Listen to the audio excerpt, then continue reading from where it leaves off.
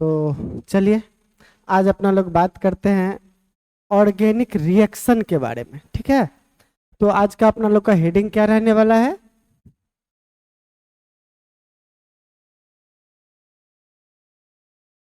Basics of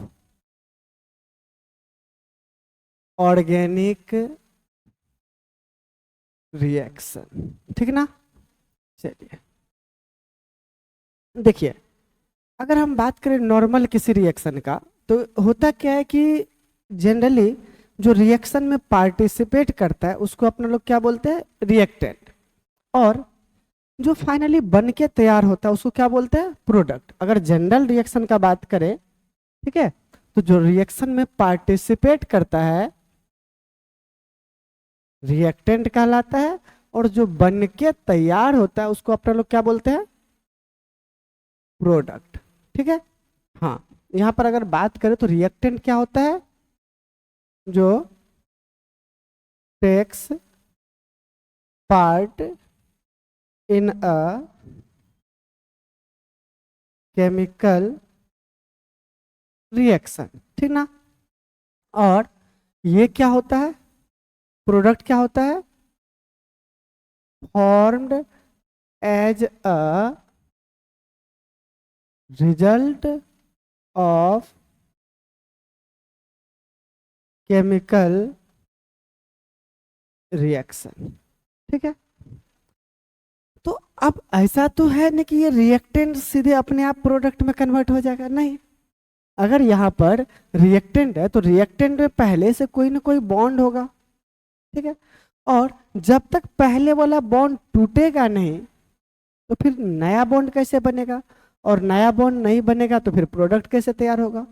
तो product बनने के लिए अपना लोग को एक बात समझना पड़ेगा कि रिएक्टेंट में जो बॉन्ड है वो बॉन्ड टूटेगा और फिर नए तरीके से बॉन्ड बनेगा, जिसको अपना लोग क्या बोलेंगे? प्रोडक्ट। ठीक है, तो यहां पर एक पॉइंट समझना पड़ेगा। क्या चीज? क्या चीज? Bond bond breaking. क्या चीज? Bond breaking. ठीक है, बॉन्ड ब्रेकिंग। तो ये जो बॉन्ड ब्रेकिंग होता है, या फिर इसको अपना लोग बोलते हैं क्या चीज? बॉन्ड क्लीवेज, या फिर और क्या बोलते हैं? Bond fusion. ठीक है, तो ये क्या होता है? देखिए होता क्या है कि अगर बात करें ऑर्गेनिक केमिस्ट्री का, तो ऑर्गेनिक केमिस्ट्री में जो रिएक्शन होता है वो उसमें रिएक्टेंट जो होता है वो उसमें एक पार्ट कार्बन मेनली रहता है।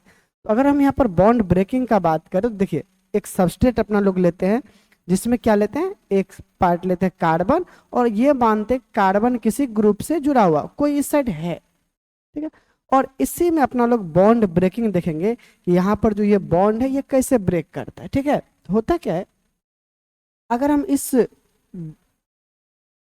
कोई मान लीजिए रिएक्टेंट है, इसका अगर बात करें तो इसमें कार्बन किससे कनेक्टेड है? जी से। जी यहाँ पर कोई ग्रुप है, और यहाँ पर अगर बॉन्ड है तो इस बॉन्ड में कितना इलेक्ट्रॉन रहा होगा?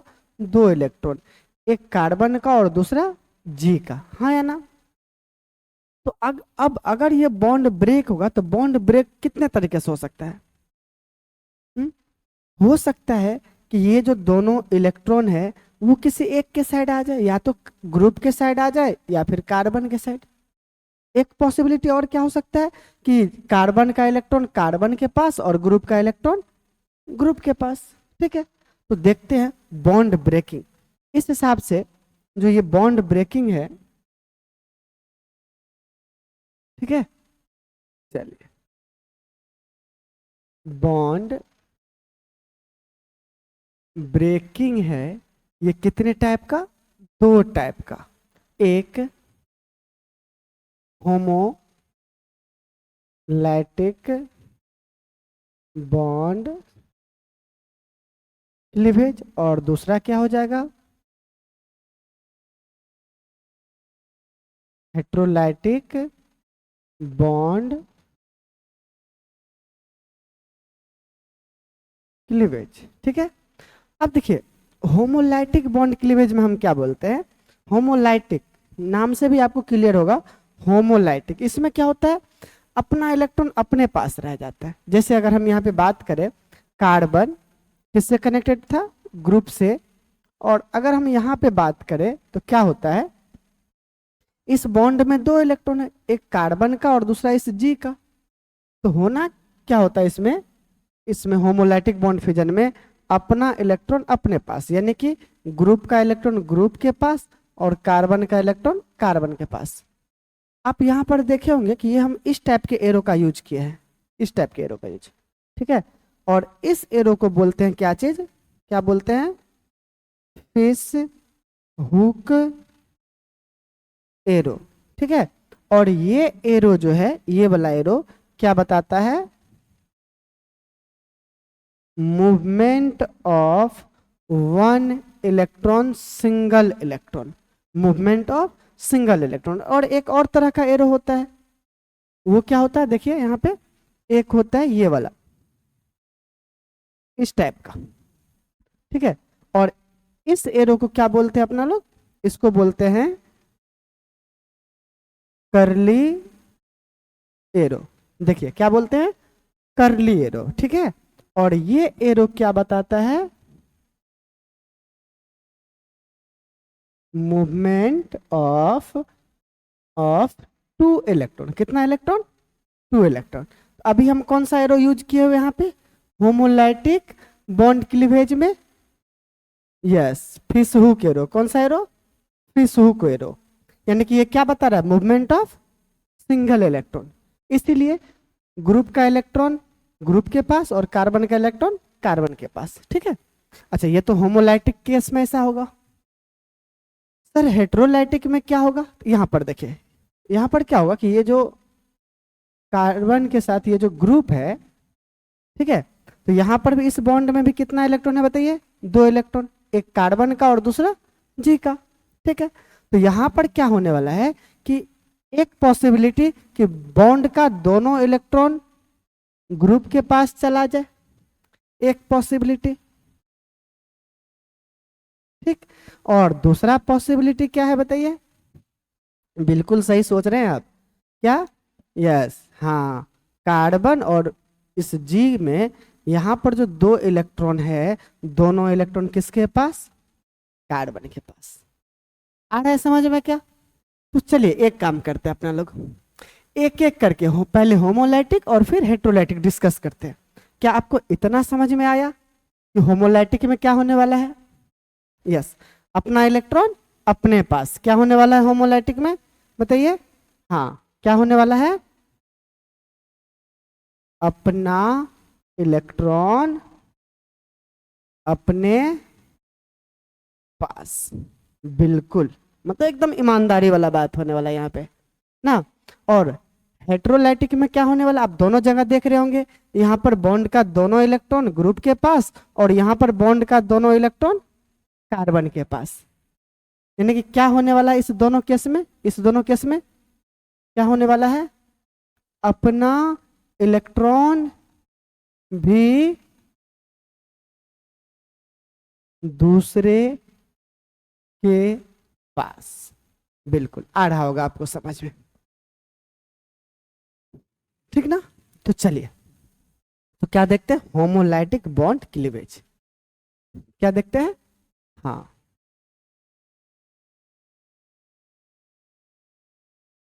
होमोलाइटिक बॉन्ड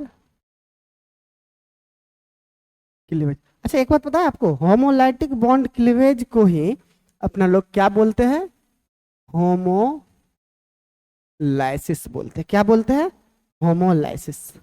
और अभी तो आपको क्लियर हो ही गया होगा कि यहाँ पर क्या होने वाला है, बिल्कुल, ये जो कार्बन के साथ जो ये जी जुड़ा हुआ है, अगर क्या हो जाए, होमोलाइसिस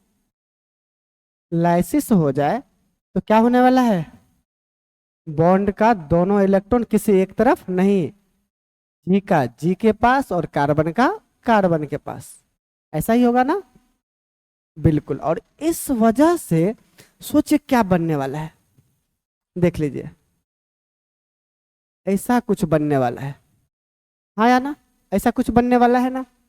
अच्छा एक चीज आपको हम यहाँ पे बताते हैं, देखिए अगर कार्बन के बारे में बात करें, कार्बन के बारे में, तो आपको पता होगा कार्बन का एटॉमिक नंबर 6 होता है, हाँ या ना?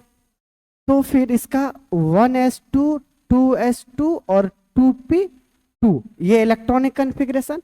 और ये कौन सा इलेक्ट्रॉनिक कन्फिग्रेशन है? Ground state. ये आप देखिए दो जगह पढ़े होंगे, एक तो एटॉमिक स्ट्रक्चर में भी और दूसरा पीरियोडिक टेबल में। तो इसमें मुझे नहीं लगता कि आपको कोई दिक्कत होगा, फिर भी बता रहे हैं।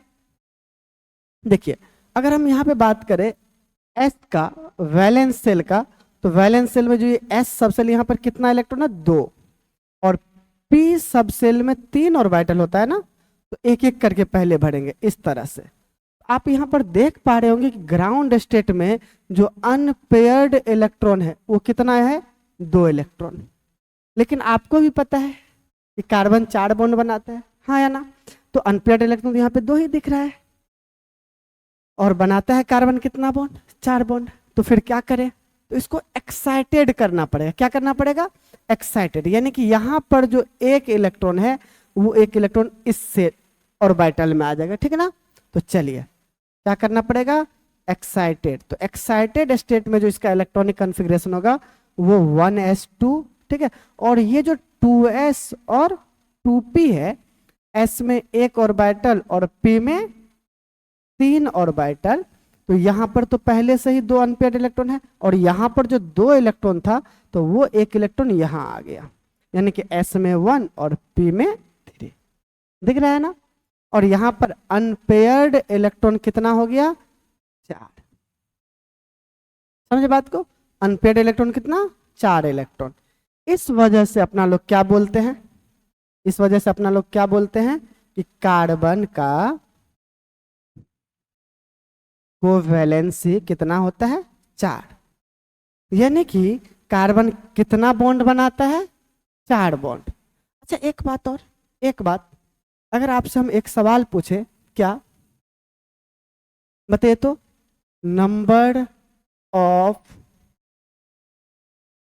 Orbital in valence shell of carbon, तो आपका आंसर क्या होने वाला है? बताइए क्या होने वाला है? बिल्कुल क्या होने वाला है? 4 ऑर्बिटल। नंबर ऑफ ऑर्बिटल कितना? 4। कहां पर? Valence shell of carbon. कैसे? देख लीजिए, वैलेंस सेल यही है ना, इसमें s का 1 ऑर्बिटल और p का 3 ऑर्बिटल। यानी कि आप यहां पर एक बात कह सकते हैं कि कार्बन जो 4 बॉन्ड बनाता है, 4 बॉन्ड बनाने के लिए उसका 4 ऑर्बिटल जाना चाहिए। कौन कौन? एक 2s और 3 2p का ऑर्बिटल जा रहा है, जिसको अपना लोग क्या बोलते हैं? 2px, 2py और 2pz। और ये कौन सा है? 2s। 4 ऑर्बिटल है ना? बिल्कुल। अच्छा एक बात और है, यहाँ पे जरूरी नहीं है कि ये 2px, ये 2py और ये 2pz हो, कोई कुछ भी हो सकता है। हाँ बस इतना पता होना चाहिए कि p के पास 3 ऑर्बिटल, px, py, pz, कोई कुछ भी हो सकता है। हाँ अब यानी कि यहाँ पर आप ये बोल सकते हैं कार्बन के पास 4 ऑर्बिटल, तो इस तरह से भी बना सकते हैं। देखिए ध्यान दीजिएगा, 4 ऑर्बिटल है तो इस तरह से हम बना सकते हैं ना, कार्बन का 4 ऑर्बिटल। और ये चारों में कितना कितना इलेक्ट्रॉन है? एक एक इलेक्ट्रॉन है। कितना इलेक्ट्रॉन है? एक एक इलेक्ट्रॉन। और यही बॉन्ड बनाने जाएगा। समझे बात को? तो अगर हम बात करें यहाँ पर, ठीक है, इस चीज को यहाँ पे अपना लोग को देखना है। सोचिए, इसको यहाँ से रिलेट कीजिए। ये बॉन्ड बनाया, ये वाला बॉन्ड मान लीजिए आप, इसको ये जो बॉन्ड बनाएगा तो वो जो बॉन्ड बना वो ये वाला बॉन्ड, ऐसा आप मान लीजिए, ठीक है। और ये जो बॉन्ड बनाएगा और जो बॉन्ड बना वो ये वाला आप मान लीजिए। और यहाँ जो ये बॉन्ड बनाएगा तो वो बॉन्ड आप मान लीजिए ये वाला बन के तैयार है। और ये आप मान लीजिए ये वाला बॉन्ड, ठीक ना। आप क्या देख रहे हैं कि यहाँ पर ये अपना ग्रुप जो है ये तो सिर्फ अपना इलेक्ट्रॉन लेके जा रहा है, तो कार्बन का इलेक्ट्रॉन तो ऐसे पड़ा हुआ होगा, हाँ या ना। तो क्या हम यहाँ पर इसी को ऐसे दिखा सकते हैं क्या? देखिए तो, इसी को ऐसे दिखा सकते हैं क्या? बताइए, ऐसे दिखा सकते हैं? ये जो एक इलेक्ट्रॉन, ये तो बॉन्डेड है ना, इसमें तो दो इलेक्ट्रॉन होगा, एक जिसके साथ ये बॉन्ड बना हुआ उसका और एक कार्बन का। इसमें भी दो इलेक्ट्रॉन होगा, एक ये बॉन्ड जिसके साथ होगा उसका और एक इलेक्ट्रॉन कार्बन का। इस बॉन्ड में भी दो इलेक्ट्रॉन होगा, एक जिसके साथ बॉन्ड बनाया है उसका और एक कार्बन का। लेकिन इस ऑर्बिटल में एक ही इलेक्ट्रॉन है, किसका? कार्बन का। क्या हम ऐसे दिखा सकते हैं? हाँ या ना? चलिए, तो अगर आप इसको लिख पा रहे हैं तो लिख लीजिए एक बार, और हम इसको यहां से हटाने का कोशिश करते हैं, ठीक ना? चलिए,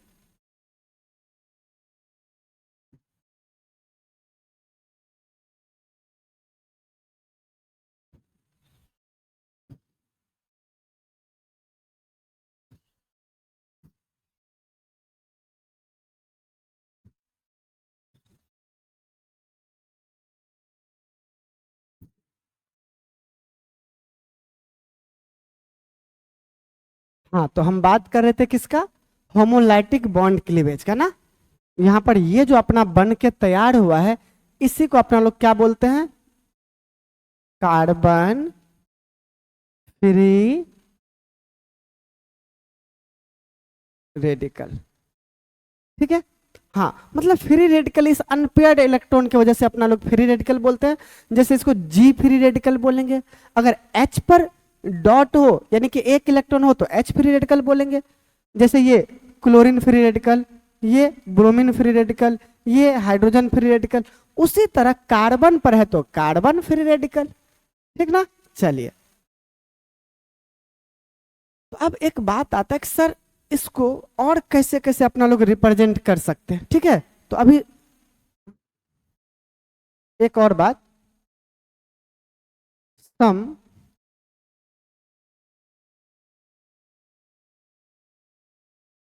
representation of carbon free radical. तो एक तो देखिए, एक तो ये, एक ये, ठीक है। दूसरा ऐसे आप बना दीजिए, वो इलेक्ट्रॉन का पहचान है ये, ठीक है। हाँ, और बटन यहाँ पे ऐसे डब्बा बना दीजिए। या फिर तीसरा क्या कर सकते हैं, ऐसे और ऐसे बना के इसमें डाल सकते हैं, या फिर इस तरह से, ठीक है। हाँ, एक और है जो हम आपको जब इसका हाइब्रिडाइजेशन बता देंगे ना तब बताएंगे, ठीक है ना? चलिए, तो अब अपना लोग का अगला टॉपिक क्या होना चाहिए? Characteristics of free radical. देखिए क्या चीज? Characteristics of free radical. लेकिन उससे पहले एक और टॉपिक पढ़ लेते हैं, क्या? जैसे अपना लोग होमोलाइटिक बॉन्ड क्लीवेज पढ़े ना, तो तुरंत एक और टॉपिक पढ़ लेते हैं, क्या? Heterolytic bond cleavage. क्या चीज? हाँ, हेट्रोलाइटिक बॉन्ड क्लीवेज, हाँ या ना? चलिए, और आपको याद होगा कि हेट्रोलाइटिक बॉन्ड क्लीवेज कितने तरीके से हो सकता है? दो तरीके से, हाँ या ना? बिल्कुल। जैसे अगर बात करें यहाँ पर ये ग्रुप है, तो एक केस तो ऐसा हो सकता है जिसमें क्या हो कि बॉन्ड का दोनों इलेक्ट्रॉन ग्रुप के पास चला जाए, हाँ। चलिए, और दूसरा केस क्या हो सकता है कि इस बॉन्ड का दोनों इलेक्ट्रॉन, क्या बोले? बॉन्ड का दोनों इलेक्ट्रॉन कार्बन के पास आ जाए, हाँ या ना? अब आप खुद बताइए क्या बनना चाहिए, बताइए। इस केस में और इस केस में आप देखिए, यहाँ पे ग्रुप ले गया ना, तो कार्बन क्या किया? अपना इलेक्ट्रॉन दिया तो कार्बन पर बिल्कुल पॉजिटिव चार्ज, और ग्रुप इलेक्ट्रॉन लिया है तो ग्रुप पे निगेटिव चार्ज, ठीक। उसी तरीके से यहां पर क्या आपको दिख रहा है? बिल्कुल कि कार्बन लिया है, बिल्कुल, तो कार्बन पे निगेटिव चार्ज। और इस निगेटिव चार्ज में दो इलेक्ट्रॉन है, एक कार्बन का और दूसरा ग्रुप का। तो अगर आप बाहर में निगेटिव इलेक्ट्रॉन को दिखाते हैं तो इसका मतलब यहां नहीं है, और अगर आप बाहर में इलेक्ट्रॉन नहीं दिखाते हैं इसका मतलब कि वो दोनों इलेक्ट्रॉन किस में है? इसमें है। ये बात आपको मानना पड़ेगा।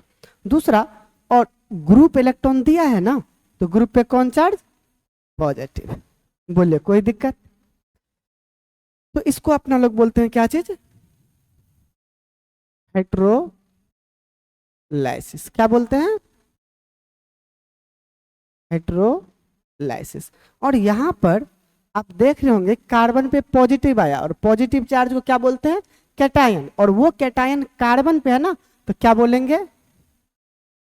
कार्बो कैटायन। और यहां क्या बोलेंगे? Carb anion. हाँ या ना? हाँ। तो एक बात बताइए, एक बात और समझ में आना चाहिए क्या, कि सर एक बात बताइए, हमको कैसे पता चलेगा कि कब हेट्रोलाइसिस करवाएं और कब होमोलाइसिस करवाएं? हाँ या ना? बिल्कुल सही बात है ना? तो देखिए उसके लिए कुछ कंडीशन है, जैसे अभी होमोलाइसिस करवाए ना, होमोलाइसिस करवाए ना, तो होमोलाइसिस कब हो सकता है वो देखिए। क्या चीज?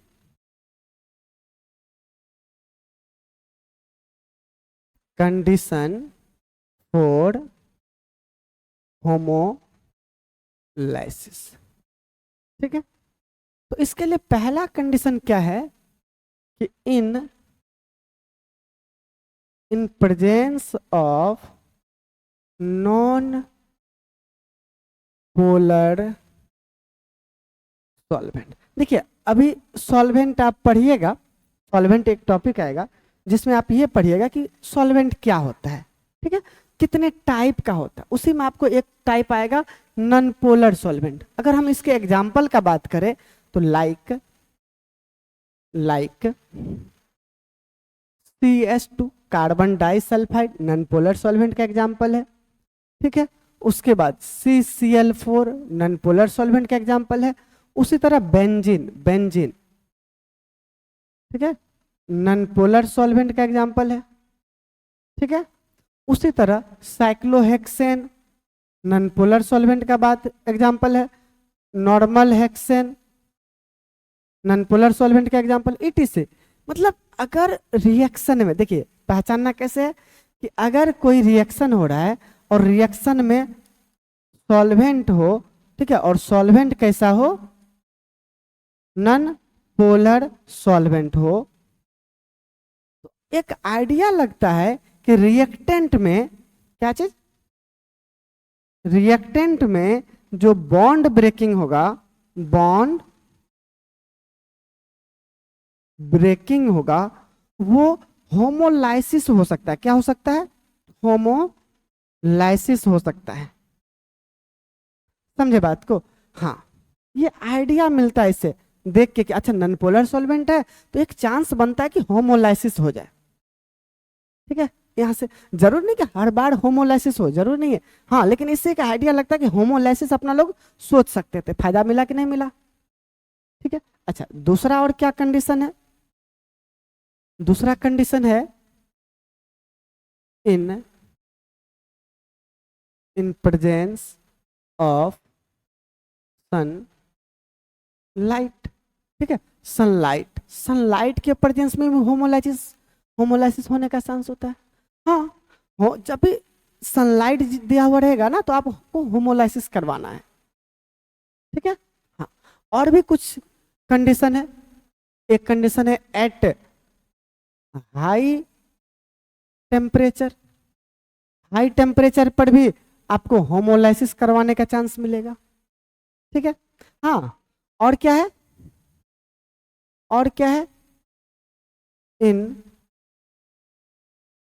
इन प्रेजेंस ऑफ इलेक्ट्रिसिटी। ठीक है, और भी कंडीशन है। अब देखिए एक है इन इन प्रेजेंस ऑफ पर ऑक्साइड। देखिए हर एक का अपना एक एग्जाम्पल है, अपना एक रिएक्शन है। ठीक है, वो अभी बोले तो फिर आप लोग को दिक्कत हो जाएगा। देखिए जैसे अगर हम सनलाइट का बात करें तो एक रिएक्शन है, आगे चल के आप पढ़िएगा। क्या चीज? Photo halogenation of alkene. वहां पर सनलाइट होता है और वहां पर होमोलाइसिस होता है। ठीक है, हाँ, जैसे मान लीजिए अगर हम बात करें इलेक्ट्रिसिटी का, तो एक रिएक्शन है कॉल्वे इलेक्ट्रोलाइसिस, वहां पर फ्री रेडिकल बनता है। हाँ, अगर हम बात करें पेरोक्साइड का, तो एक इफेक्ट है खरास इफेक्ट, वहां पे क्या होता है, फ्री रेडिकल बनता है। ठीक है, खैर और भी एक देखिए 6 नंबर और मोस्ट इंपॉर्टेंट, अगर हम 6 नंबर को मोस्ट इंपॉर्टेंट बोलते हैं, क्या, in in presence of free radical. हाँ बिल्कुल, यानी कि आप यहां समझ सकते हैं क्या, that is free radical generates another free radical, या फिर आप इसको ऐसे भी समझ सकते हैं क्या, कि फ्री रेडिकल डिमांड्स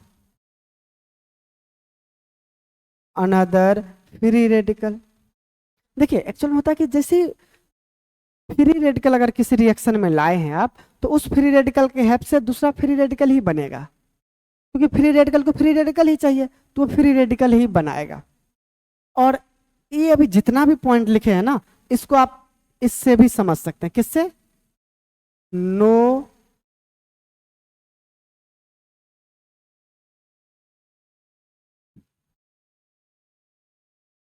इससे नो हेल्पर से। कैसे, आप याद कीजिए पहला पॉइंट क्या था, नॉन पोलर सॉल्वेंट। ठीक है, अभी आप देखिए थर्ड पॉइंट क्या है, हाई टेम्परेचर। फोर्थ पॉइंट क्या है, इलेक्ट्रिसिटी। और सेकंड पॉइंट क्या है, सनलाइट। और ये पेरोक्साइड कौन सा पॉइंट है, फिफ्थ पॉइंट। और सिक्स्थ पॉइंट क्या है, फ्री रेडिकल। क्या कंडीशन आपको याद हो गया, क्या क्या होमोलाइसिस होने के लिए, एक तो नॉन पोलर सॉल्वेंट चाहिए, दूसरा क्या चाहिए बताइए, रुकिए अब बताइए, हाँ एक नॉन पोलर सॉल्वेंट चाहिए, दूसरा सोचिए सोचिए, हाँ क्या चीज, हाई टेम्परेचर चाहिए, तीसरा क्या चाहिए बताइए, हाँ यस इलेक्ट्रिसिटी चाहिए, फोर्थ नंबर पेरोक्साइड चाहिए, फिर ये क्या चाहिए बताइए, फ्री रेडिकल चाहिए ना। तो इस हिसाब से आप ये कह सकते हैं कि किस कंडीशन में होमोलाइसिस होगा और किस कंडीशन में हेट्रोलाइसिस होगा। ठीक है ना, चलिए अब देखते हैं कि सर हेट्रोलाइसिस के लिए क्या कंडीशन है। ठीक है, तो चलिए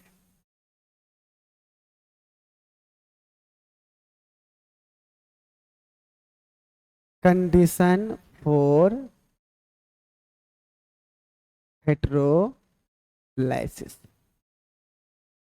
ठीक है, चलिए तो इसके लिए अगर हम पहला कंडीशन का बात करें, तो वो क्या हो सकता है, in in presence of polar solvent like. देखिए पोलर सॉल्वेंट हो या नॉन पोलर हो, ये अपना लोग पढ़ेंगे, अगला टॉपिक वही है।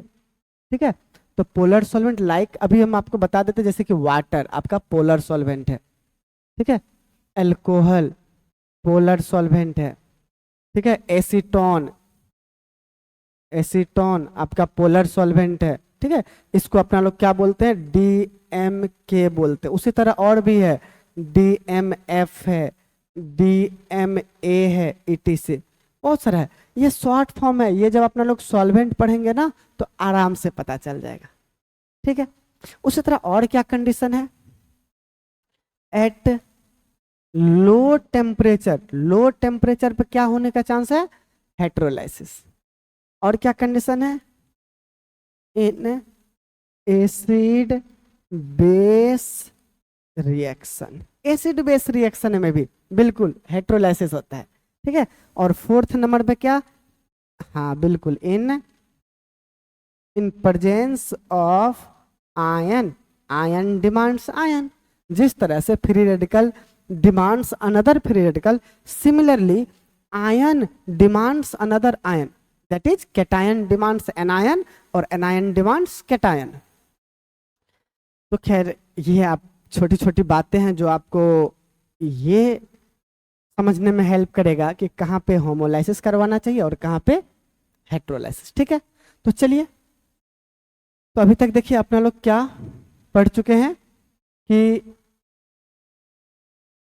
कोई भी जो रिएक्शन होता है तो रिएक्शन में जो पार्टिसिपेट करता है उसको क्या बोलते हैं, जो बनता है उसको क्या बोलते हैं। और रिएक्शन ऐसे तो होगा नहीं, उसके लिए क्या करना पड़ेगा, बॉन्ड ब्रेकिंग, तब जाके रिएक्शन होगा। तो बॉन्ड ब्रेकिंग कितने टाइप का होता है, एक होमोलाइसिस और दूसरा हेट्रोलाइसिस। होमोलाइसिस में क्या होता है, बिल्कुल अपना इलेक्ट्रॉन अपने पास, और हेट्रोलाइसिस में दूसरे का इलेक्ट्रॉन भी अपने ही पास ना। चलिए, तो अपना लोग होमोलाइसिस क्या होता है, हेट्रोलाइसिस क्या होता है, उसके लिए क्या कंडीशन है पढ़ चुके हैं ना। चलिए, तो अब एक बार फिर से देखते हैं ऑर्गेनिक रिएक्शन को, किसको देखते हैं, बिल्कुल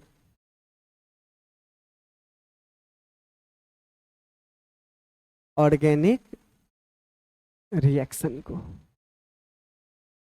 ठीक है। तो इस ऑर्गेनिक रिएक्शन में अभी अपना लोग जो देखे कि ये जो रिएक्टेंट होता है, रिएक्टेंट होता है, ये रिएक्टेंट होता है ना, ये क्या होता है, कन्वर्ट होता है किसमें, प्रोडक्ट में, ठीक है। तो अब एक और चीज अपना लोग देखेंगे, ये जो रिएक्टेंट होता है ना, हाँ, ये रिएक्टेंट दो तरह का होता है, कितने तरह का, दो तरह का। एक को अपना लोग क्या बोलते हैं, सबस्ट्रेट बोलते हैं, हाँ या ना, क्या बोलते हैं, सबस्ट्रेट। और दूसरा को क्या बोलते हैं, अटैकिंग रिएजेंट, क्या बोलते हैं, अटैकिंग रिएजेंट, ठीक है। और एक बात, ये जो रिएक्शन होता है ना, सबस्ट्रेट और अटैकिंग रिएजेंट के मिलने से होता है, इन दोनों के आपस में कॉलिजन से होता है। और कॉलिजन तो ऐसे हवा में तो हो नहीं जाएगा, उसके लिए चाहिए मीडियम, और वही मीडियम प्रोवाइड करता है कौन, सॉल्वेंट। कौन प्रोवाइड करता है, देखिए सॉल्वेंट, सॉल्वेंट बहुत इंपॉर्टेंट टॉपिक है, वो भी अपना लोग पढ़ेंगे, ठीक है। तो चलिए एक बात बताइए, तो सबस्ट्रेट क्या होता है, बताइए सबस्ट्रेट क्या होता है, क्या पता है आपको सबस्ट्रेट के बारे में, बताइए। देखिए, जितना भी ऑर्गेनिक कंपाउंड होता है ना, जितना भी ऑर्गेनिक कंपाउंड होता है, ऑल ऑर्गेनिक कंपाउंड, ये क्या कहलाता है, सबस्ट्रेट। और एक खास बात, सबस्ट्रेट जो होता है ना, ये मेनली क्या होता है, ये मेनली क्या होता है, मेनली ये स्टेबल होता है, क्या होता है, स्टेबल, ठीक है। हाँ, और बताइए अटैकिंग रिएजेंट क्या होता है, हाँ ये बताइए, अटैकिंग रिएजेंट क्या होता है, बिल्कुल क्या चीज, which which attacks on substrate, which attacks on substrate. तो आपके मन में एक सवाल आता होगा, क्या कि सर एक बात बताइए, ये क्यों अटैक करेगा सबस्ट्रेट पे, ये जो सबस्ट्रेट पे अटैक करेगा क्यों करेगा, बिल्कुल, तो उसका आंसर क्या है, to become stable, to become stable. अच्छा सर, इसका मतलब कि अटैकिंग रिएजेंट क्या होता है, अटैकिंग रिएजेंट क्या होता है,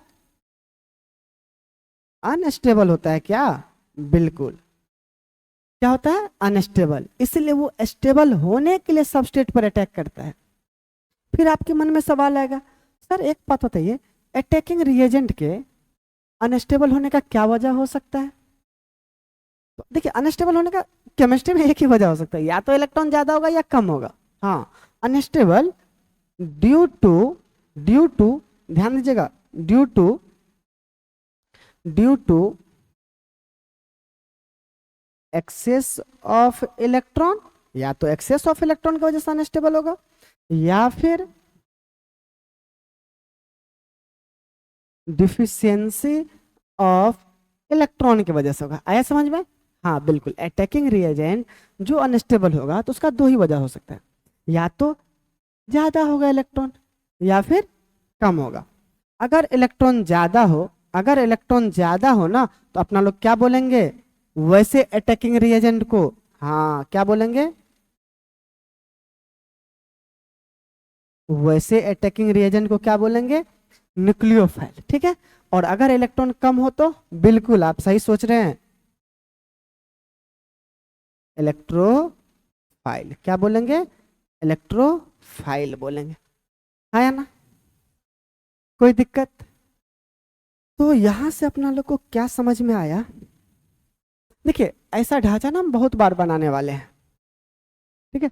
यहां से क्या समझ में आया कि सर रिएक्शन जो होगा रिएक्टेंट के बॉन्ड ब्रेक होने से होगा। हाँ सर, सर बॉन्ड ब्रेक होने का बिल्कुल दो तरीका, एक होमोलाइसिस, एक हेट्रोलाइसिस, ठीक ना। एक बार जब बॉन्ड ब्रेक होगा तो बॉन्ड ब्रेक होने से कुछ बन के तैयार होगा, बिल्कुल अभी देखे थे ना, एक कार्बन फ्री रेडिकल बना था होमोलाइसिस से, एक कार्बोकेटाइन और एक कार्बोनाइन बना था हेट्रोलाइसिस, ठीक है। चलिए वो तो वहीं पे हम उसको स्टॉप कर दिए। उसके बाद फिर देखे कि ये जो रिएक्टेंट होता है ये दो टाइप का होता है, एक सबस्ट्रेट और दूसरा अटैकिंग रिएजेंट। सबस्ट्रेट अपना लोग किसको बोल दिए? बिल्कुल जितना भी ऑर्गेनिक कंपाउंड है, जैसे alkane, alkene, alkyne, alcohol, aldehyde, ketone, carboxylic acid, ये सब, ठीक है। और ये मेनली स्टेबल होता है। क्या होता है? स्टेबल होता है। अब होता क्या कि ये जो अटैकिंग रिएजेंट है ना, ये अनस्टेबल होता है, जिस वजह से ये उस पर अटैक करता है। क्यों? To become stable. अनस्टेबल क्यों होता है वो भी आपको पता है, या तो एक्सेस ऑफ इलेक्ट्रॉन होगा या फिर डिफिशियंसी होगा। एक्सेस होगा तो अटैकिंग रिएजेंट न्यूक्लियोफाइल, और डिफिशियंसी होगा तो अटैकिंग रिएजेंट बिल्कुल इलेक्ट्रोफाइल। हाँ या ना? अच्छा एक बात और, एक बात बताइए तो सर, ये जो सबस्ट्रेट है और ये जो अटैकिंग रिएजेंट है, ठीक है सर, इधर क्या? सॉल्वेंट, ठीक है। सर ये तो पता चल गया कि ये दो टाइप का होगा, एक न्यूक्लियोफाइल, दूसरा इलेक्ट्रोफाइल, ठीक है सर। ये अटैक करेगा। सर ये कैसे पता चलेगा कि सबस्ट्रेट के किस पार्ट पे ये अटैक करेगा और किस पार्ट पे ये अटैक करेगा? एक बात आपको भी पता होना चाहिए। देखिए उसके लिए अपना लोग सबस्ट्रेट का दो पार्ट बनाएंगे। कितना पार्ट? दो पार्ट। एक को बोलेंगे इलेक्ट्रॉन डिफिशियंसी वाला पार्ट। क्या चीज वाला पार्ट? इलेक्ट्रॉन डिफिशियंसी वाला पार्ट। और दूसरा को बोलेंगे एक्सेस ऑफ इलेक्ट्रॉन वाला पार्ट। क्या बोलेंगे? एक्सेस ऑफ इलेक्ट्रॉन वाला पार्ट, ठीक है। और आपको भी पता है कि इसके पास क्या होता है?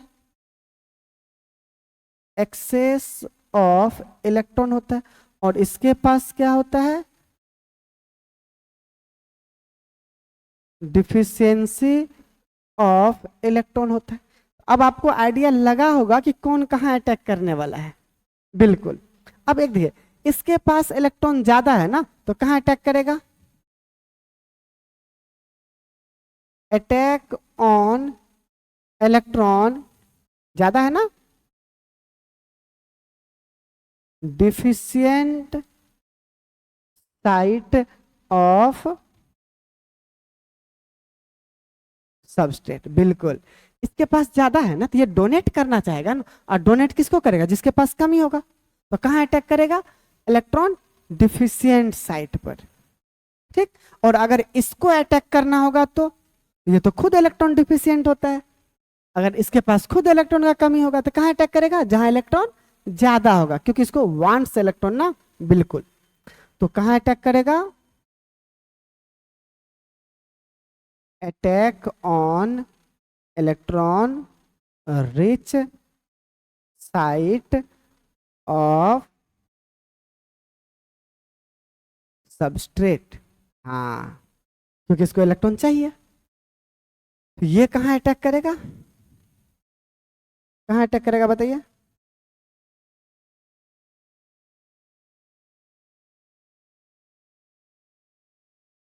यहां अटैक करेगा, इलेक्ट्रॉन रिच साइट पे।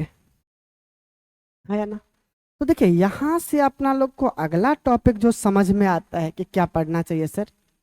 एक पहला टॉपिक, सर हमें कैसे पता चलेगा कौन न्यूक्लियोफाइल है और कौन इलेक्ट्रोफाइल है? समझ बात? अगला टॉपिक आपको समझ में आया, identification of electrophile and nucleophile. चलिए लिख देते हैं, अगला टॉपिक क्या वो लिख देते हैं। क्या अगला टॉपिक?